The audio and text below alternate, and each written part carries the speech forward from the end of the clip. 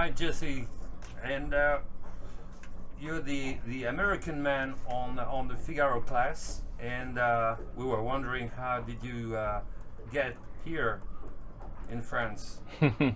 Yeah, that's a good question. It's good to be the American in France. We're very lucky to be here in such a difficult time in the world, and for the Figaro class and the sailing world here in France to still be working. So I come from Newport, Rhode Island, in the U.S., and I've always heard about this circuit and the best offshore sailing in the world. So we're very lucky to have a partner with State Street Bank in Boston, and they are sponsoring us for this season in the Figaro. So we have 2 U.S. boats here, and I'm the skipper of one, and very, very lucky and very happy to be here. And you already had a sailing background in the U.S. Yes, we have 2 Figaro Bénéteau 3s active in the U.S. Owned by private owners, and I've been sailing those boats and knew that there was this circuit here, so the chance to come and compete is an incredible opportunity.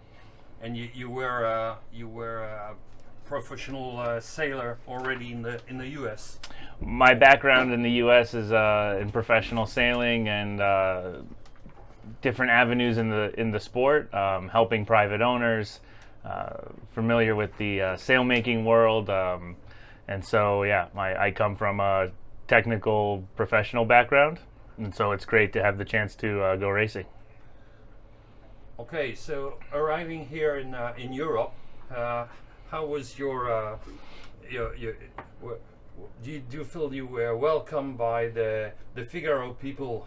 Yeah, class? For sure, an incredible welcome, and everybody is being very supportive of our campaign for the season and for the summer, and whenever we have a question or need some help or need equipment, everyone is opening their doors and opening their arms to help us. So merci beaucoup.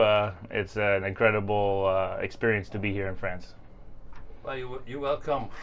Hopefully this will last. So now, what do you think about the possibility of having a Figaro class in the U.S.? It would be an incredible opportunity for sailors in the U.S. To have a Figaro, a Solitaire Figaro circuit, and to expand the fleet that is there would be an incredible opportunity for professionals and for sailors in general to raise a level. The level here in France is just incredible. 32 boats last week at the Solo Concarneau, and before that a Tour de Bretagne with the same amount of boats, and so the competition is high, the level is incredibly high, the technical level is high, and I think it makes all of the sailing world rise around it. So yeah, for the US that would be an incredible opportunity, and I think a goal to try to achieve. So would you advise American skippers to come here and get into the Figaro class? Yeah, I strongly recommend to anyone that wants to increase the level of offshore sailing and truly understand the game to come here and see this for yourself. It's been an unbelievable experience for me personally to see this level and this amount of activity and the technical knowledge and the performance level. So yeah, 10 for 10 would definitely recommend to anyone that asks me, in my opinion. But also I hope that we can all come here and everyone is sharing so much that we can also take things home and generate the same type of energy at home. Is there any kind of class in the US with single-handed sailing, or not really? Not that I can speak to, no. There's growing enthusiasm. There has been also in the past, there's been great energy around single-handed and solo sailing with some of the transatlantic races, and then before the Vendée Globe, there was a race that started in Newport solo. around the world. So we just need to capture the inspiration of the American public, but it's for sure. And today that's still quite a lot of work to be done. Yeah, there's always work to be done, but I think the more the sport is open to the world, for instance, during the last Vendée Globe and all the skippers here in France and this whole circuit are very open with the information, and so the more information they can get back and spread, I think the more people will be inspired to follow. So as a racer here today, what are your ambitions on the next season?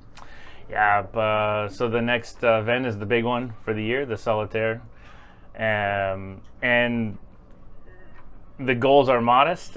I think for me personally, the goal is to complete the entire course and be safe, and always learn something and always increase the performance every time I leave the dock. And so far that goal is happening, and yeah, it's just an incredible opportunity to try to not miss things as we go through the journey here in the first season. You know, I think longer term the goal is to keep expanding the presence for sure.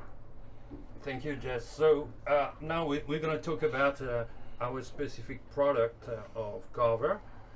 Did you use our products before before getting on the Figaros? Yes, I have been around the Carver products before. It's a popular product for furling and for external locks in the U.S. as we got more into code zeros and higher technical reaching sails. So I've been fortunate to know the Carver product, and when I came here to France and saw that Carver is a standard for the class, I walked right into the office and got a new 3-ton furler. So, you know, that performance box would be ticked, and it would never be the equipment's fault. It would only be my fault. So I raced the Solo Concarneau with a brand new KFF3 unit, and it was perfect. Great to hear. So a tricky one. How would you compare Carver to Harken? I have not used the Harken furler, so I will go with the Carver every time. So well, I think you go with the known product, and so much of the world knows Carver. So you take the recommendation from the next person, and I would always go with Carver. What would you advise for Carver to be better known in the U.S.? I think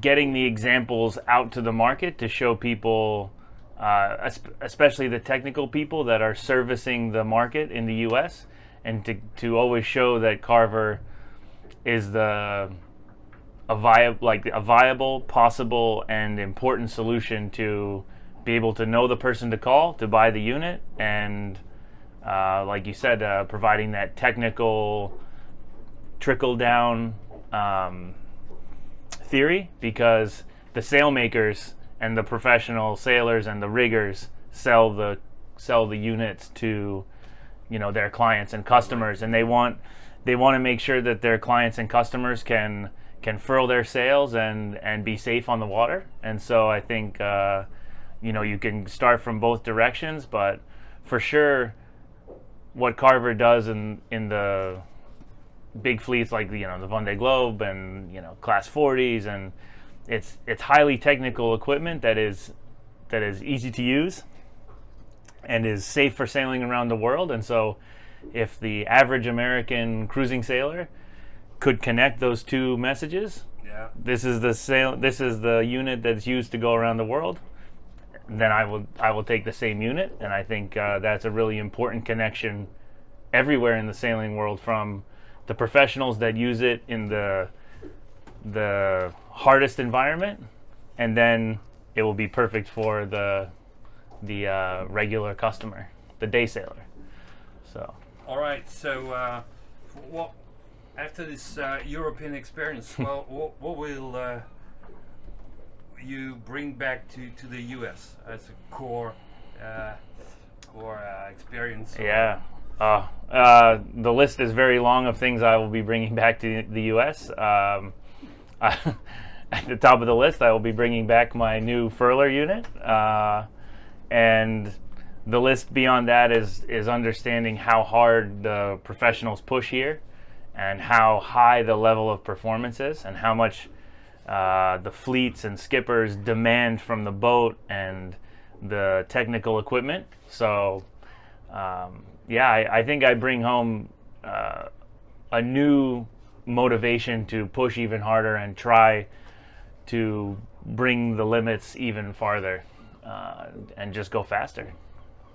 All right, thank you, Jessy. I think we wish you really all the best for the rest of your season, and we'll probably come back and visit you later after the Figaro race. Ouais, merci beaucoup, and bonne journée.